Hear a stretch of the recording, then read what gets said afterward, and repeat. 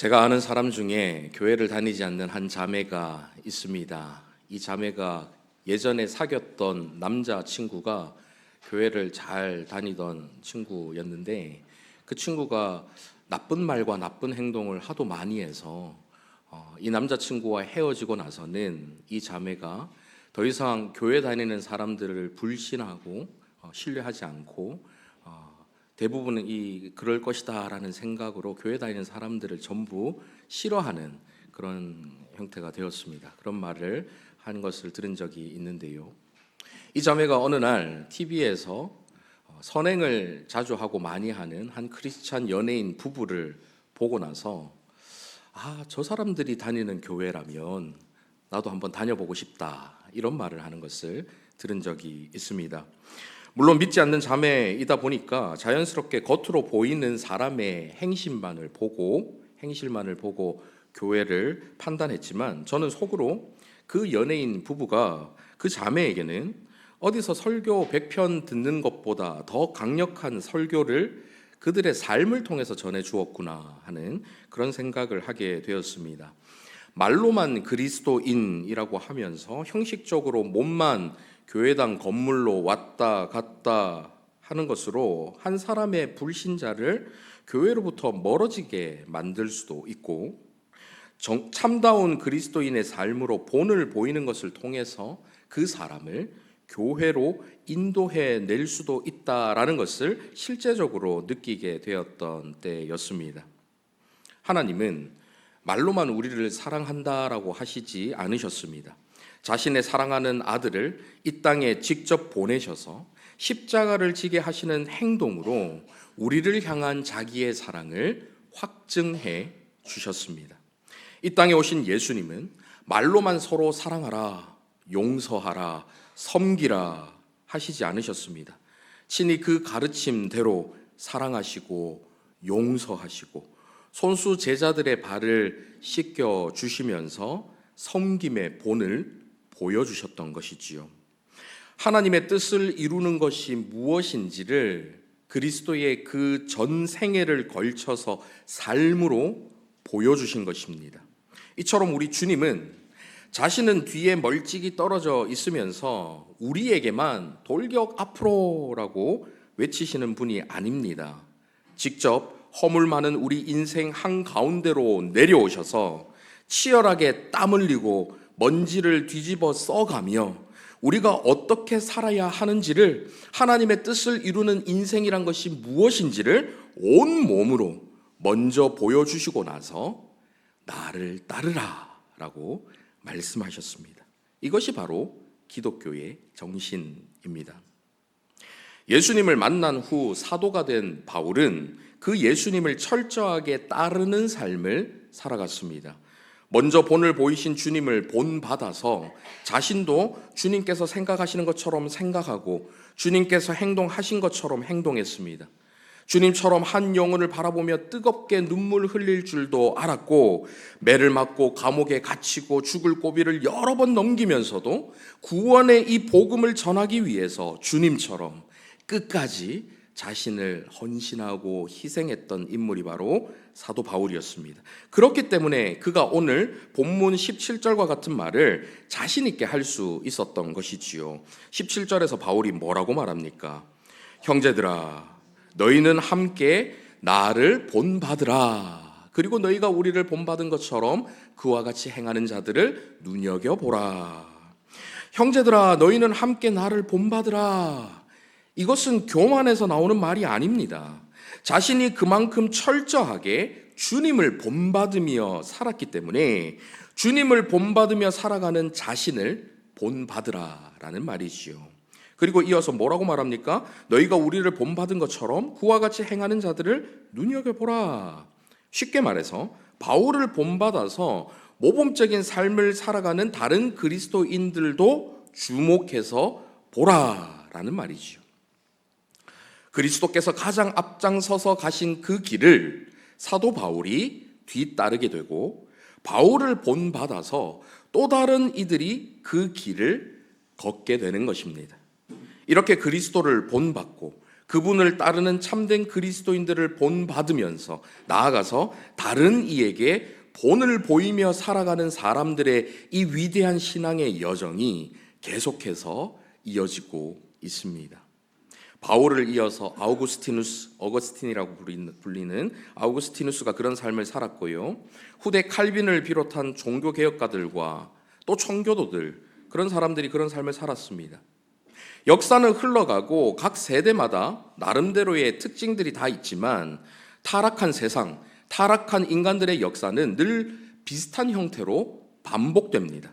죽고 죽이는 살인, 전쟁, 잔인한 폭력과 착취와 억압, 성적인 타락과 온갖 종류의 악행들은 어느 시대를 막론하고 끊어지지 않습니다. 하지만 각 시대마다 어떤 환경과 상황에서든 어떤 무서운 핍박과 고난, 유혹과 시험이 있다 하더라도 굳건하게 그리스도를 본받는 사람들이 있었습니다. 오늘을 살아가는 저와 여러분 역시 우리 선진들의 신앙의 본을 받아서 주님을 따르고 사도 바울과 같이 다음 세대에게 나를 본받으라 자신 있게 말할 수 있는 참된 그리스도인들이 다 되어야 하지 않을까요? 안타깝게도 이 시대에 어른이 없다라는 말을 종종 듣게 됩니다. 무슨 뜻입니까? 본받을 만한 인물, 따를 만한 사람이 없다는 것 아니겠습니까? 아주 슬픈 일이지요. 하지만 저는 본받을 만한 인물이 없다라는 이 말이 전적으로 옳다라고 생각하지 않습니다. 먼저는요, 저를 비롯해서 이 시대를 살아가는 많은 사람들이 자기가 너무 잘났고 자기가 너무 똑똑해서 남의 말을 듣지 않는 경우들이 참 많이 있습니다. 다른 사람을 본받으려 하지 않습니다. 조금만 허점이 보이면 그 사람 전체를 그런 사람으로 매도해버리며 본받을 만한 모습이 있는데도 그 모습까지도 거부해버립니다. 항상 자기 판단이 가장 옳지요. 자기 자신이 아직 한참 자라야 하는 미성숙한 인격을 가지고 있으면서도 자기의 그 미숙한 생각에 비추어서 남을 판단하고 정죄합니다. 자기 생각의 그릇이 너무 작아서 다른 생각을 수용하지 못하면서도 상대방이 자기처럼 똑같이 그렇다라고 생각하면서 비방하고 깎아내리지요. 이러니 누구를 본받을 수가 있겠습니까? 누군가를 본받으려면 필수적으로 겸손함이 있어야 합니다. 내 작은 생각으로 남을 판단하지 말고 누구에게든, 심지어는 어린 아이나 작은 미물에게도 본받고 배울 점이 있다라는 겸손한 마음이 있을 때에 우리는 누군가에게서 본받는 것이 가능한 것입니다. 그럴 때 주변에서 본받을 만한 사람들을 발견하게 되는 것이지요. 제 위임식 때 원근 각지에서 오셔서 좋은 말씀으로 권면해 주셨던 은사님들, 그리고 예전에 제가 섬기던 담임 목사님들, 장로님들, 어릴 때부터 목회자의 표본이 되어 주셨던 부모님까지 모두 하나같이 제게 아주 좋은 본을 보여주셨던 분들입니다. 이분들이 모두 완전 무결, 완벽해서 본을 받을 수 있는 걸까요? 당연히 모두 연약한 부분도 갖고 계시지요. 그 연약함 가운데서도 신실하게 그리스도를 따라 살아가고자 하는 그분들의 삶의 모습과 그분들이 저에게 전해주셨던 여러 가르침들이 제게 있어 큰 본이 되어 주셨던 것입니다. 여러분은 목회자가 아니시니까 위임식을 하시지는 않겠지만 만약에 여러분 인생에서 신앙의 본을 보여주신 분들을 초청해서 어떤 행사를 하신다면 여러분은 어떤 분을 모시기를 원하십니까? 지금 여러분 머릿속에 떠오르는 분들이 계신가요? 여러분의 삶 속에서, 여러분의 인생에서 여러분에게 좋은 신앙의 본을 보여주셨던 분들 여러분 떠오르십니까? 적어도 김송 목사는 아니야. 이렇게 생각하실 수도 있는데 여러분 지금은 그러실 수 있지만 앞으로 여러분이 신앙의 본을 보인 사람으로 자연스럽게 떠올리실 수 있도록 열심히 성장하고 성숙해지겠습니다. 반대로 누군가가 여러분에게 좋은 신앙의 본을 보여주셔서 감사합니다 하면서 여러분을 초청할 사람들이 있을지를 한번 생각해 보십시오. 어떤 이들이 여러분을 떠올리며 내가 그 권사님, 그 집사님께 참 좋은 신앙의 본을 받았어 하면서 여러분을 떠올리며 여러분을 초청할 사람이 있는지 한번 떠올려 보시기 바랍니다. 최소한 여러분의 자녀들에게는 여러분이 그런 신앙의 본이 되어야 하는 사람이 되어야 하지 않을까요?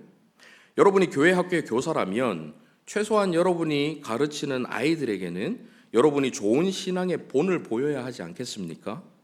집사로, 권사로, 장로로 강단에서 말씀을 전하고 교회 사역을 앞장서서 감당하는 교육자들로 섬기는 직분자들이라면 함께 신앙생활하는 성도님들께 나를 본받으라 말할 수 있는 사람들이 되어야 하지 않을까요?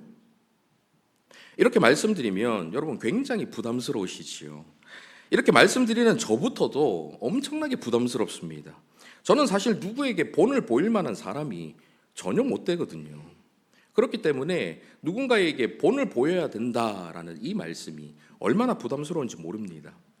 예전에도 말씀드렸지만 담임 목사가 되면서 그 책임감의 무게가 얼마나 큰지 이루 말로 다 할 수가 없습니다. 물론 눈에 보이는 일이 버거운 게 아닙니다. 교육자가 아니라도 목사 아들로 자라면 어지간한 교회 일들은 다 해보면서 자라지요. 거기에 더해서 교육 전도사 시절 때부터 크고 작은 교회에서 크고 작은 여러 사역들을 직접 맡아서 많이 진행해 보았기 때문에 이 교회의 일 자체는 전혀 어렵지 않습니다. 그리고 교회 사역이라는 것이 쉬운 길이 있어요. 그냥 아무것도 바꾸지 않고 해오던 대로 하는 것이 제일 쉽습니다. 건물 리모델링 같은 거 안 하면 엄청 편합니다.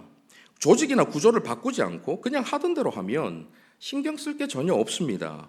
괜히 이리 바꾸고 저리 바꾸고 그동안 안 하던 일 만들어서 하면 힘이 들 수 있지요. 하지만 이런 일들도 더 나아진다라는 확신과 명분이 있기 때문에 별로 힘들지 않습니다. 제가 말씀드리는 책임감의 무게는 담임 목사로서 여러분에게 신앙의 본을 보여야 한다라는 사실 때문입니다.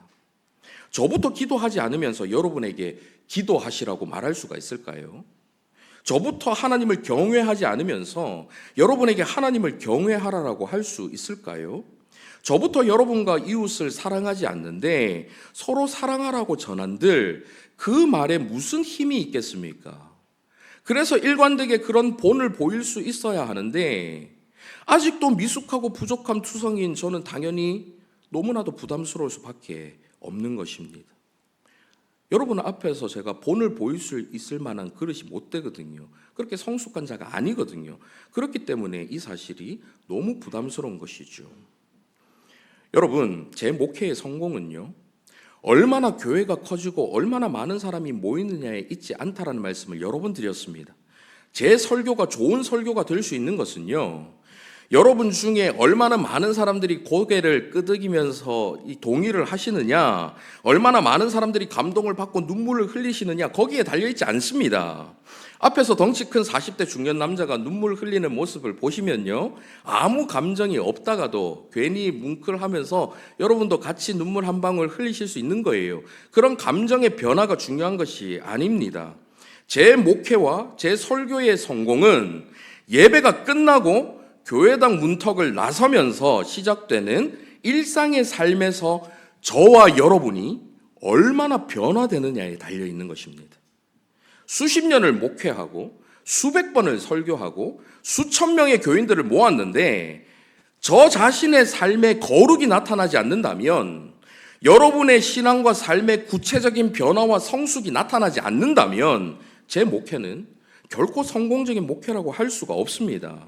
설교를 하는 자나 듣는 자나 그 영혼과 삶에 아무런 영향과 의미를 주지 못한다면, 아무리 논리 정연하고 그럴듯한 말로 사람들을 울리고 웃기는 설교를 했다 하더라도 그 설교는 허공에 잠깐 울렸다가 허무하게 사라지는 시끄러운 소음과 별로 다를 게 없는 거예요. 이런 사실을 너무나도 잘 알기 때문에 저에게는 그 책임감과 부담감의 무게가 아주 무거운 것입니다. 그래서 더욱 너희는 나를 본받으라 자신 있게 말하는 이 사도 바울이 너무나도 부럽고 또 존경스러운 것이죠. 그런데요, 이렇게 부담스러운 게 사실이지만 분명한 것은 이런 부담감이 제게 아주 유익하다라는 사실입니다. 저를 살리고 여러분을 살리는 거룩한 부담감이기 때문이죠. 제가 이런 부담감을 싫어해서 여러분에게 본을 보일 필요가 없는 말들만 한다라고 한번 생각해 보십시오. 제가 기도하기 싫으면 여러분에게도 기도하라는 말을 안 하면 됩니다. 여러분 지금 아주 잘하고 계십니다. 지금처럼 하시면 됩니다. 우리 교회 아주 좋은 교회니까 앞으로 뭐 더 좋아질 필요도 없습니다. 지금 너무 좋은데요. 뭐 긍정의 힘 이러면 얼마나 좋을까요? 여러분에게도 위로와 격려가 되고 좋은 말 해주는 저는 인기가 점점 높아지겠지요. 적당히 지금 모습만 유지하면 되니까 추가로 더 본을 뭐 보일 필요도 없고 그런 부담도 사라집니다. 하지만 달콤한 사탕은 입에는 달지만 결국 이를 썩게 만드는 것이죠. 자녀를 정말로 사랑하는 부모는 이를 썩게 만드는 달콤한 사탕만을 주지 않습니다. 귀찮고 힘들고 하기 싫은 양치질을 꼭 하도록 부담감을 주어서 이가 썩지 않게 하는 것이 진짜 자녀를 사랑하는 부모이지요. 부패한 본성을 안고 연약한 육신 가운데 살아가는 저와 여러분은 그리스도의 본을 받지 않고 누군가에게 본이 되어야 한다라는 이 거룩한 부담감 없이 살아가면 결코 거룩으로 성숙으로 나아갈 수가 없습니다. 나태와 게으름에 빠져서 늘상 그 자리에서만 맴도는 어른 아이가 되어버리는 것이지요.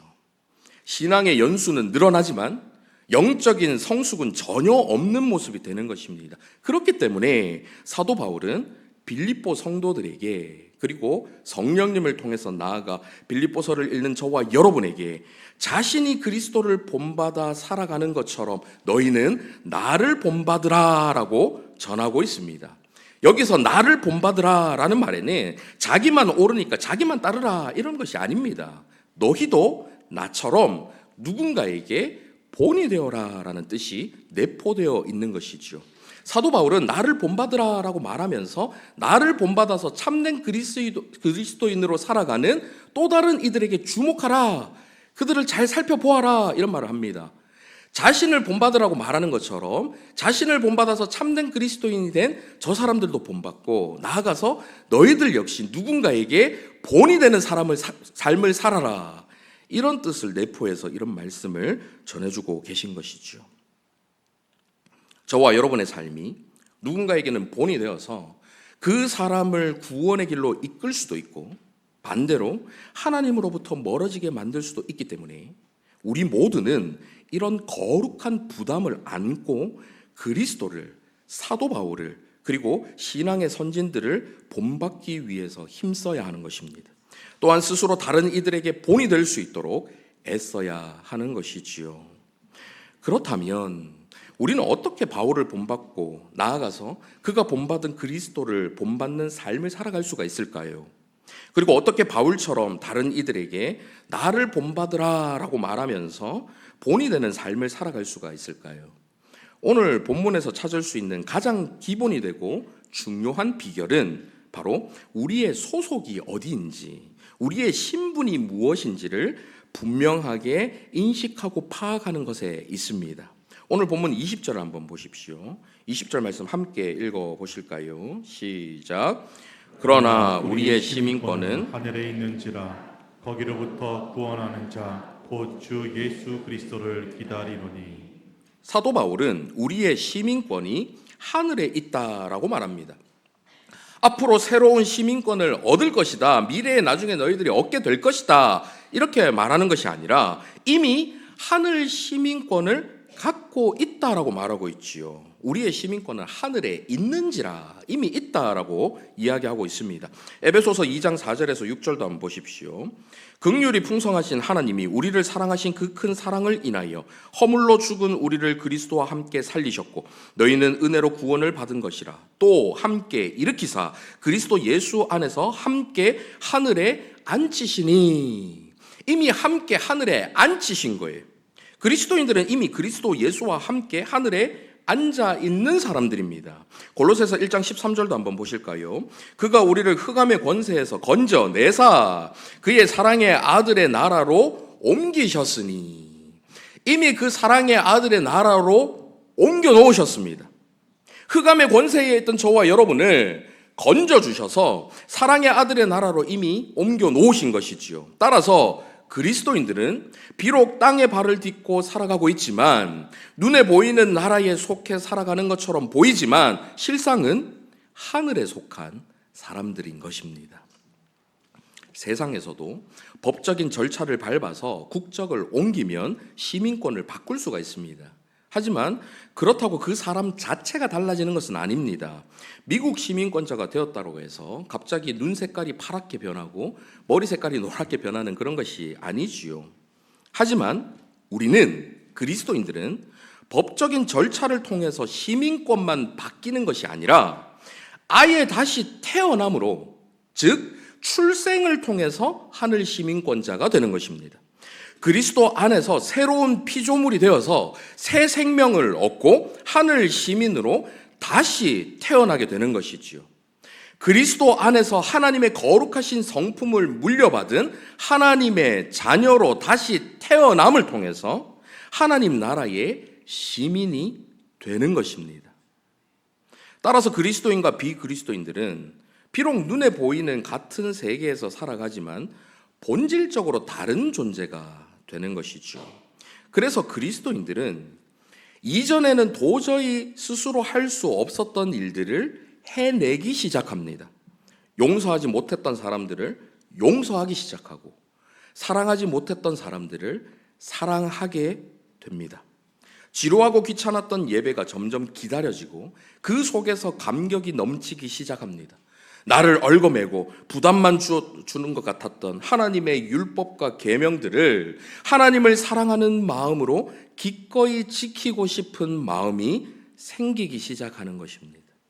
하나님의 뜻에 대해서 알고 싶어 하지도 않았고 하나님의 뜻대로 살고자 하는 그런 마음도 없었는데, 이제는 하나님의 뜻이 궁금하고 하나님의 뜻을 나의 인생을 통해서 이루어 드리기를 원하는 그런 하나님께서 주시는 소원들이 우리 마음속에 일어나기 시작하는 것이죠. 그래서 이전의 나의 모습과는 완전히 다른 모습의 삶을 행동들을 하게 되는 것입니다. 찬송가 436장이요. 나 이제 주님의 새 생명 얻은 몸, 옛것은 지나고 새 사람이로다. 그 생명 내 맘에 강같이 흐르고 그 사랑 내게서 해같이 빛난다. 주님의 새 생명을 얻은 몸이기 때문에 옛것은 지나고 새 사람이 되었습니다. 이 찬송 2절 같이 한번 불러보실까요? 주 안에 감추인 새 생명 얻으니 이전에 좋던 것 이제는 값없다. 하늘의 은혜와 평화를 맛보니 찬송과 기도로 주 함께 살리라. 영생을 누리며 주 안에 살리라. 오늘도 내일도 주 함께 살리라.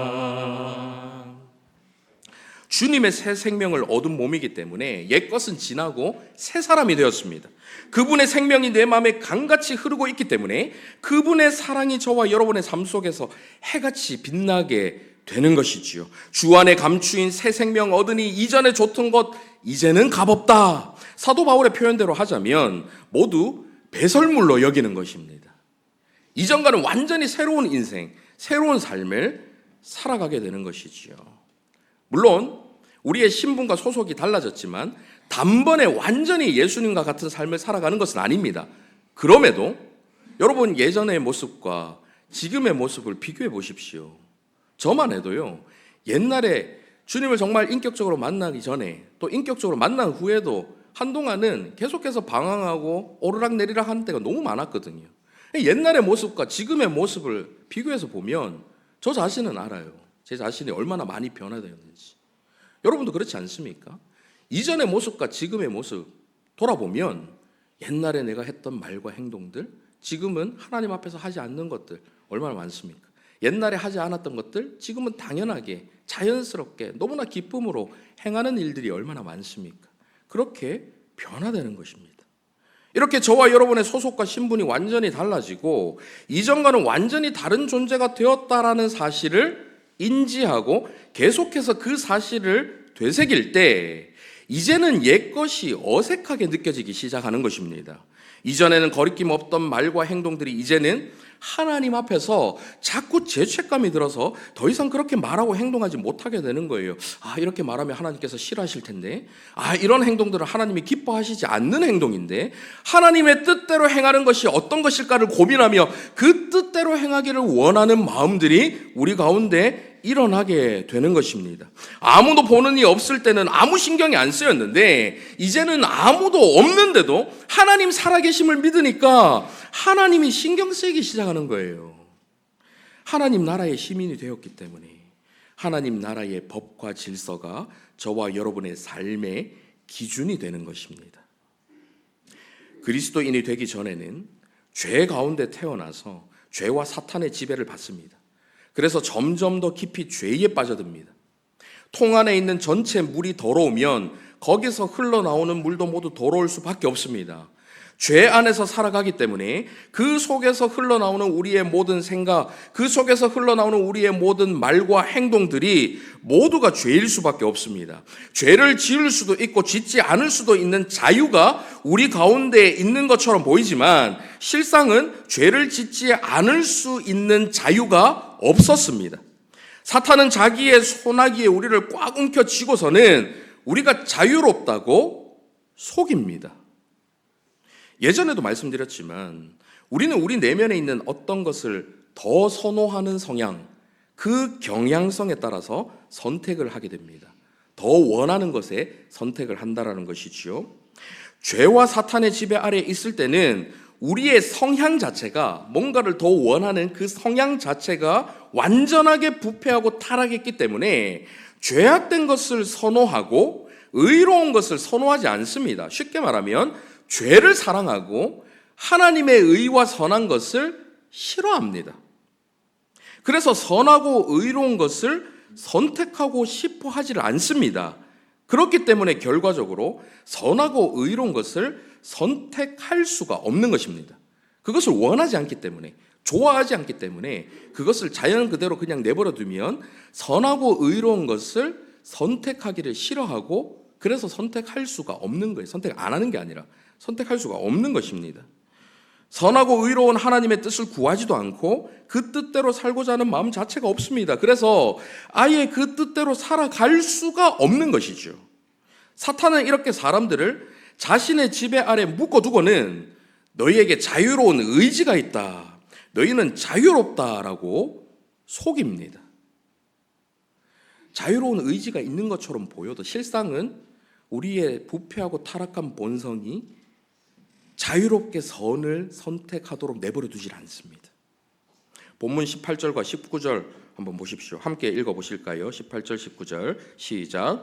내가 여러 번 너희에게 말하였거니와 이제도 눈물을 흘리며 말하노니 여러 사람들이 그리스도의 십자가의 원수로 행하느니라. 그들의 마침은 멸망이요 그들의 신은 배요 그 영광은 그들의 부끄러움에 있고 땅의 일을 생각하는 자라. 사도 바울은 자신을 본받으라 말하면서 자신과 반대편에 서 있는 사람들에 대해서 그리스도의 십자가의 원수들이다라고 표현합니다. 그들은 땅의 일을 생각하는 자, 곧 땅에 속한 자들이지요. 하늘에 속한 하늘 시민권자인 저와 여러분과는 완전히 다른 존재들입니다. 저와 여러분이 그리스도를 만나기 이전의 모습과 같은 모습으로 여전히 그 가운데 있는 사람들이지요. 이 사람들의 특징이 금방 읽으신 19절에 나옵니다. 그들의 마침은 멸망이요 그들의 신은 배요. 이 말은 땅에 속한 자들이 본능과 탐욕과 정욕만을 쫓아서 살아가는 자들이라는 말입니다. 그들의 마침은 멸망일 뿐이지요. 죄와 사탄의 지배 아래에서 땅의 일들만 생각하며 자유 없이 살아가다가 결국 멸망의 길로 갈 수밖에 없는 것입니다. 하지만 그리스도인들은 진리가 너희를 자유케 하리라 말씀하신 예수 그리스도 안에서 참된 자유를 얻게 되었습니다. 거짓 자유를 외치며 사람들을 죄 가운데 빠져 살게 만드는 사탄의 지배에 더 이상 매여 있지 않게 하신 것이지요. 그래서 우리에게 하나님의 뜻을 갈망하고자 하는 마음이 일어날 수 있는 자유가 생긴 겁니다. 하나님의 뜻대로 살고자 하는, 그래서 그 뜻대로 살 수 있는 자유가 저와 여러분에게 주어진 것입니다. 우리는 그리스도 안에서 하늘 시민권자가 되어서 거룩하신 보좌 앞에 나아가서 왕을 직접 뵙고 직접 간구하며 요청할 수 있는 자격을 얻었습니다. 하나님께서는 이제 하나님 나라의 시민이 된 저와 여러분을 특별하게 돌보시고 특별하게 인도하시고 특별하게 보살펴 주시고 다스리셔서 저와 여러분이 하늘 시민권자답게 살아갈 수 있는 힘을 부어 주시는 것입니다. 따라서 우리는 그리스도를 본받고 누군가에게 그리스도인으로서 본이 되는 삶을 살아갈 수 있는 힘을 주십시오. 하나님, 저는 그렇게 살고 싶습니다. 그런 힘을 저에게 부어 주십시오. 하나님께 당당하게 요청할 수 있는 자격을 얻은 것이죠. 그래서 하나님께 기도할 수 있습니다. 하나님, 저는 주님의 뜻을 이루며 살고 싶습니다. 주님의 뜻을 이룰 수 있는 힘을 주십시오. 그렇게 살 수 있는 능력을 저희에게 더하여 주시옵소서 하나님께 요청할 수 있습니다. 그리고 그렇게 요청할 때에 하나님께로부터 그 힘을 직접 받을 수 있는 자격과 권리를 얻게 된 것이지요. 마지막으로 본문 20절과 21절 함께 읽어보시겠습니다. 시작. 그러나 우리의 시민권은 하늘에 있는지라 거기로부터 구원하는 자 곧 주 예수 그리스도를 기다리노니 그는 만물을 자기에게 복종하게 하실 수 있는 자의 역사로 우리의 낮은 몸을 자기 영광의 몸의 형체와 같이 변하게 하시리라. 아멘. 이것이 바로 저와 여러분의 소망입니다. 시민권이 하늘에 있는 저와 여러분에게 구원하는 자, 곧 주 예수 그리스도께서 임하셔서 만물을 자기에게 복종하게 하실 수 있는 그 절대적인 능력으로 이 땅에 발을 딛고 살아가는 우리의 낮은 몸, 비록 지금은 연약하고 부족하고 작은 유혹에도 쉽게 흔들리고 여전히 작은 죄 문제 하나도 홀로 해결하지 못하는 완악함을 지니고 있는 우리의 낮은 몸을 그리스도처럼 그 영광의 몸의 형체와 같이 변하게 해주신다라는 것이지요. 물론 이것은 우리 주님께서 오시는 마지막 날에 저와 여러분에게 완전하게 성취되는 미래적인 일이지만 그리스도를 믿고 그리스도로 인해 새 생명을 얻어서 새롭게 태어난 그 순간부터 그분의 그 놀라운 아름다움을 흠모하며 예수 닮기를 갈망하는 마음을 부어주시고 그리스도를 본받는 삶을 살아갈 수 있도록 역사하기 시작하시는 것입니다. 그래서 저와 여러분의 인생을 통해서 그분을 갈망하며 그분 닮은 모습, 그분을 본받는 모습으로 살아갈 수 있도록 힘을 주시고 조금씩 변화시켜 주시는 것이지요. 그것이 마지막 날에 완전하게 그리스도의 형체, 그 영광된 형체처럼 변화될 때까지 주님께서 끝까지 붙들고 그렇게 만들어 주시는 것입니다. 이제 말씀 맺겠습니다. 저와 여러분은 그리스도를 믿음으로 그리스도 안에서 하늘 시민권자가 되었습니다. 이미 저와 여러분은 하늘에 속한 사람이고 하늘 시민권자입니다. 선하고 의로우신 그리스도를 닮아가고 본받을 수 있는 능력과 자유를 이미 얻었습니다. 저와 여러분에게 이러한 자유를 주시기 위해서 그리스도께서는 친히 이 땅에 인간의 몸으로 내려오셨습니다. 중동의 그 타오르는 뙤약볕과 흩날리는 흙먼지를 온몸에 뒤집어 쓰시고는 굵은 땀방울로 범벅이 되시는 것도 모자라서 그 땀방울이 핏방울이 되도록 치열한 삶을 살아가셨지요.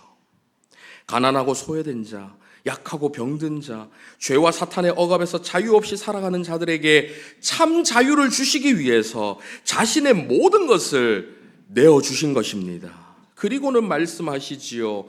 나를 따르라. 비록 험난하고 거칠고 좁은 길이지만 내가 앞서 먼저 간 이 길로 나를 따르라. 그렇게 말씀하시는 것입니다. 그 말씀을 듣고 그분을 본받아서 사도 바울이 그 길을 따라갔습니다. 그리고 그 바울을 본받아서 수많은 그리스도인들이 세대와 세대를 지나 그 길을 따랐습니다. 이제는 저와 여러분의 차례입니다.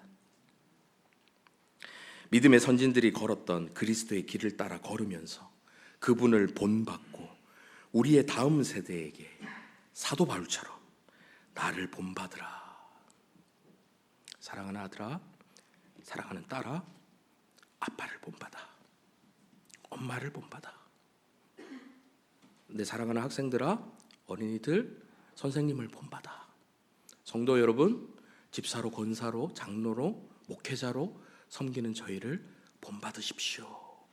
담대하게 자신 있게 말할 수 있는 그런 저와 여러분 다 되시기를 간절히 바랍니다. 아멘.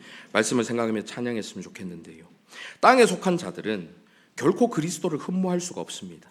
그분의 아름다움을 발견할 수 없기 때문입니다. 예수 닮기를, 예수 보기를, 예수만 높이기를 소원하는 마음을 가질 수가 없습니다. 오직 하늘에 속한 하늘 시민권자인 참된 그리스도인들만이 그런 마음의 소원을 가질 수가 있는 것이죠. 사랑하는 하늘 시민권자 여러분, 우리 소원을 담아서 이 찬양 함께 고백하길 원합니다. 예수 닮기를.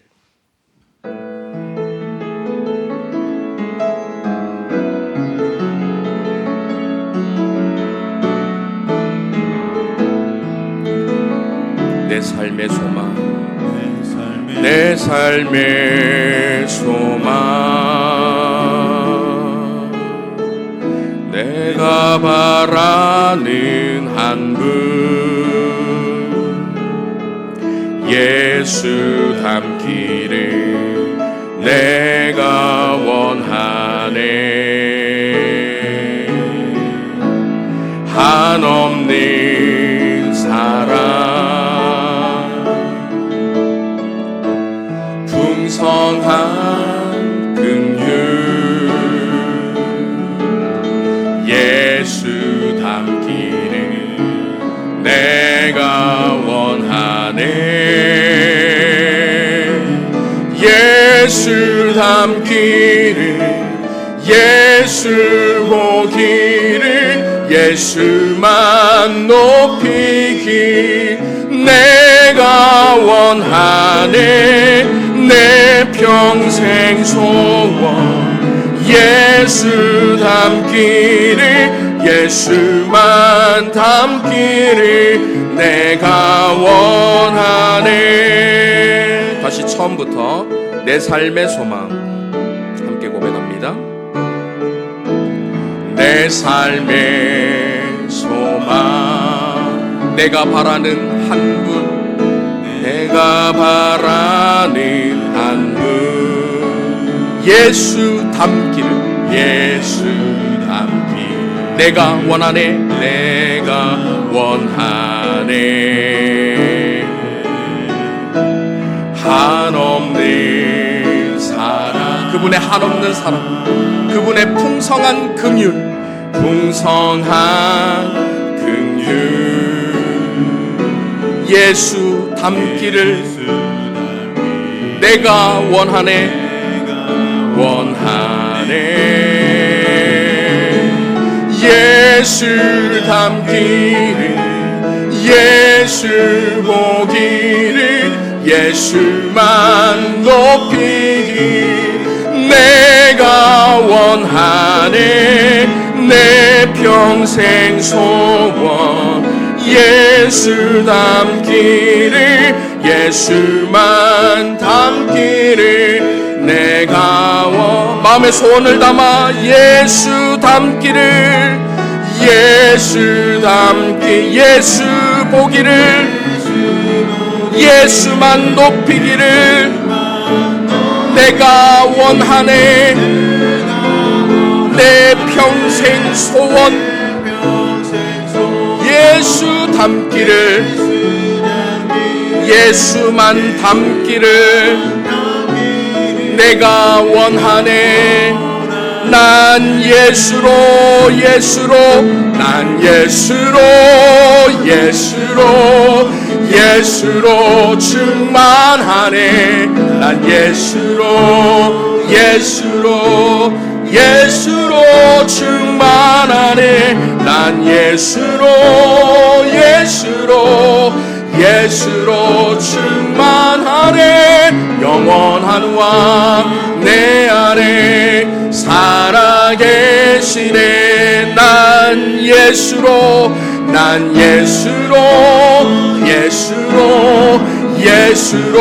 충만하네. 난 예수로 충만하네. 난 예수로 충만하네. 영원한 왕 내 안에 살아계시네.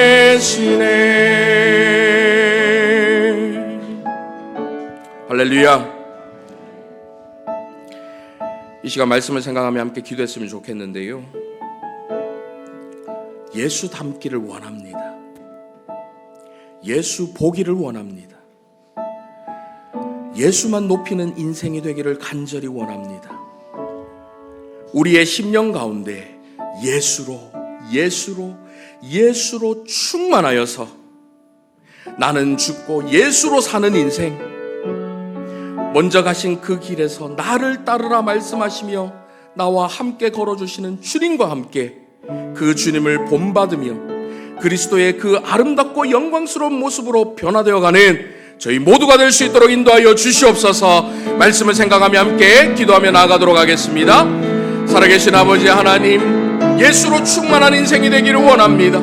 예수로 가득한 인생 되기를 원합니다. 우리의 부패한 본성과 부패한 자아들은 완전히 죽고 오직 예수 그리스도와 함께 예수 그리스도처럼 행동하고 예수 그리스도처럼 말하고 예수 그리스도처럼 살아가는 저희 모두의 인생이 되기를 소원하오니 예수로 충만하게 하여 주시옵소서.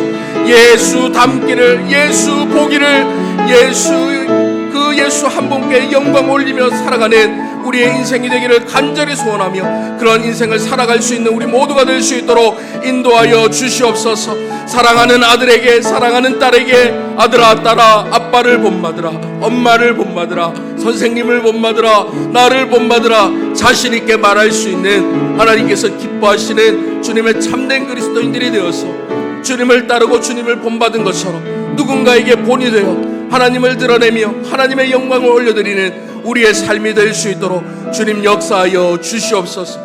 그러기 위하여 우리 가운데에 예수로 충만해져야겠사오니 예수로 충만해질 수 있도록 주님께서 저희에게 은혜 부어 주시옵소서. 사랑하는 아버지 하나님, 그리스도를 본받는 자 되기를 원합니다. 욕심 많고 이기적이고 순종을 싫어하고 여전히 자신의 뜻대로만 살아가려 하는 부패한 본성들을 모두 버리고 오직 그리스도만을 따르며 그리스도를 본받는 자 되기를 간절히 원합니다. 그리하여 우리 자녀들에게, 다음 세대들에게 사도 바울과 같이 담대하게 나를 본받으라 말할 수 있는 저희 모두가 될 수 있도록 인도하여 주시옵소서. 살아계신 예수 그리스도의 이름으로 기도하옵나이다. 아멘.